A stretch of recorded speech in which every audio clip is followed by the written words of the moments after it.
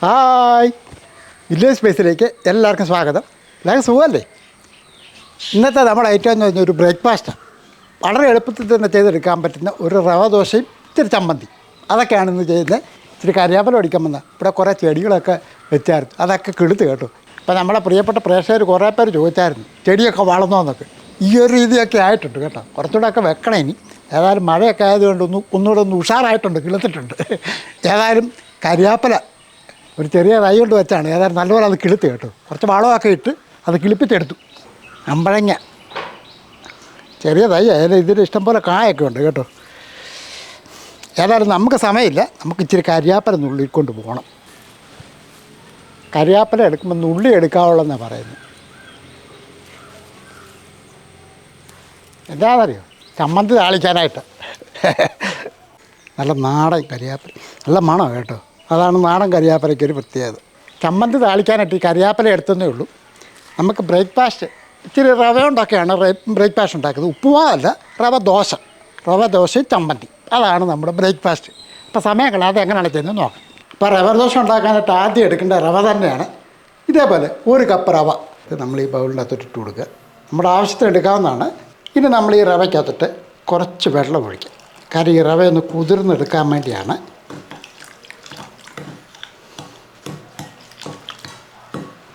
ഇച്ചിരിയുടെ വെള്ളം വേണേൽ ഒഴിച്ചോളൂ. അതിനുശേഷം ഒന്ന് ഇളക്കി നമുക്കൊന്ന് അടച്ചു വെക്കാം. ഒരുപാട് സമയമൊന്നും വേണ്ട, ഒരു 5 മിനിറ്റ് അത് ഇരിക്കണം. ഇപ്പോൾ ഏകദേശം ഒരു 5 മിനിറ്റേ എടുത്തിട്ടുള്ളൂ. നമുക്കിത് തുറന്നിട്ട് ഇനി എടുക്കാം. വെള്ളം ഒഴിച്ചിടുമ്പോഴത്തേക്കുള്ളൂ ഇതൊന്ന് കുതിർന്ന് കിട്ടും. അതുകൊണ്ടാണ് നമ്മളൊരു 5 മിനിറ്റ് വെള്ളം ഒഴിച്ച് വെച്ചത്. ഇനി നമുക്ക് ഇതേപോലെ ഒരു ജാർ എടുത്തിട്ട് ഈ ജാറിൻ്റെ അകത്തോട്ട് ഈ റവ കുതിർത്ത് വെച്ചിരിക്കുന്ന അങ്ങോട്ട് ഇട്ട് കൊടുക്കുക.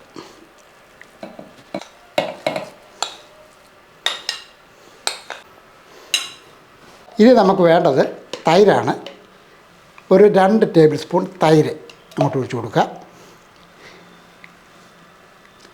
അധികം പുളിയില്ലാത്ത തൈരാണ്.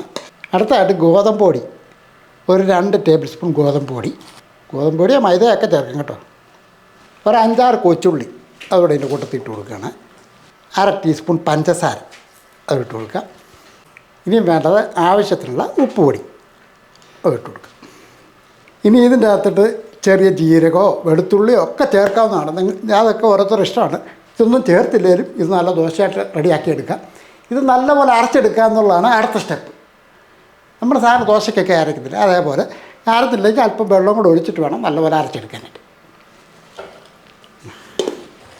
ഇപ്പം ഇതേപോലെ നല്ലപോലെ ഒന്ന് അരച്ചെടുക്കുക, തരിയില്ലാതെ.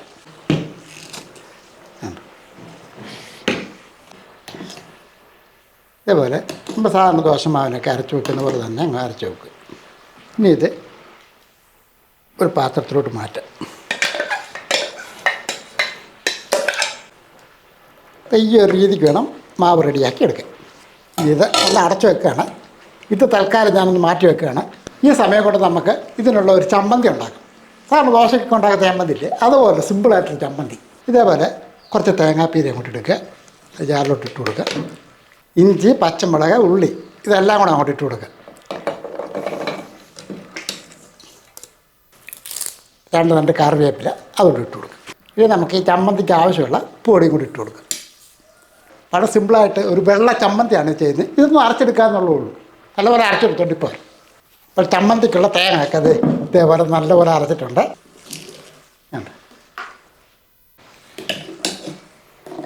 ഇതേപോലെ നന്നായിട്ട് അങ്ങോട്ട് അരച്ച് വെക്കുക. ദോശയൊക്കെ ചൂടുന്നതിന് മുമ്പ് നമുക്ക് ചമ്മന്തി റെഡിയാക്കും. അടുപ്പൊന്ന് കത്തിച്ചിട്ട് ഒരു ചീനച്ചട്ടിയോ കടായിയോ താളിക്കാൻ വേണ്ടിയുള്ളതാണ്. ഒരല്പം വെളിച്ചെണ്ണ അങ്ങോട്ട് ഒഴിച്ച് കൊടുക്കാം. ചൂടായതിന് ശേഷം എണ്ണയൊക്കെ ചൂടായ ശേഷം ഇച്ചിരി കടുക് ഇട്ട് കൊടുക്കുക. കടുക് ഒന്ന് പൊട്ടി വരുമ്പോൾ ഇച്ചിരി ഉഴുന്ന് പരിപ്പ് അത് ഇട്ടു. ചമ്മന്തിക്ക് ഇച്ചിരി ഉഴുന്ന് പരിപ്പൊക്കെ ഇട്ട് ചമ്മന്തി ഉണ്ടാക്കിയാൽ നല്ല ടേസ്റ്റാണ്. കൂട്ടത്തിലൊരു 3-4 കൊച്ചുള്ളി അരിച്ച് വെച്ചിരിക്കുന്നു, അത് 2-3 വറ്റൽമുളക്, നമ്മുടെ കരിയാപ്പല, ഇത്തിരി കരിയാപ്പല ഇട്ടു. എല്ലാം ഒന്ന് ഇളക്കി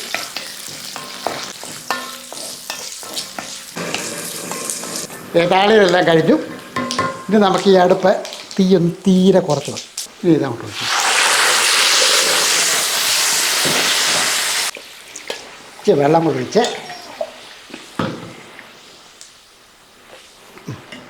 തേങ്ങാ ചമ്മന്തി റെഡി ആയിട്ടുണ്ട്.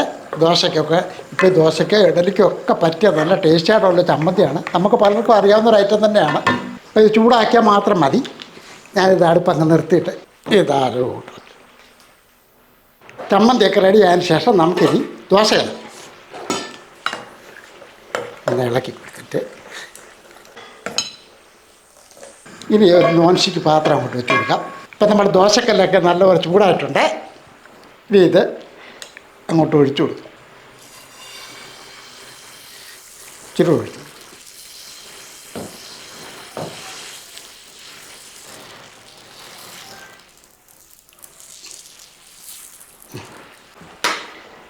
ഈ പൊറോശയൊക്കെ ഒന്ന് മാടി വരുമ്പോഴത്തേക്കും ഒരല്പം നെയ്യ് ഇതിൻ്റെ പുറത്തോട്ട് ഒന്ന് തൂത്ത് കൊടുക്കുക.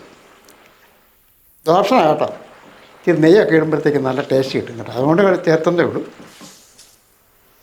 ഇതേപോലെ ഇച്ചിരി നെയ്യ് അങ്ങോട്ട് തൂത്ത് കൊടുക്കുക. ഇനി നമുക്ക് തിരിച്ചിട്ട് കൊടുക്കാം.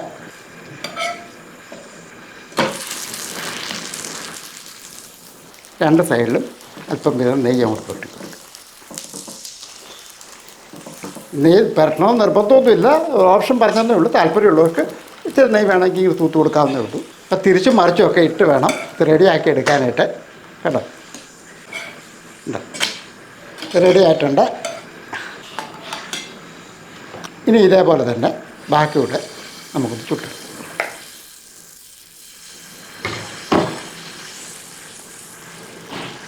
നേരത്തി കനം കുറച്ച് റെഡിയാക്കിയെടുക്കും. അരച്ചമ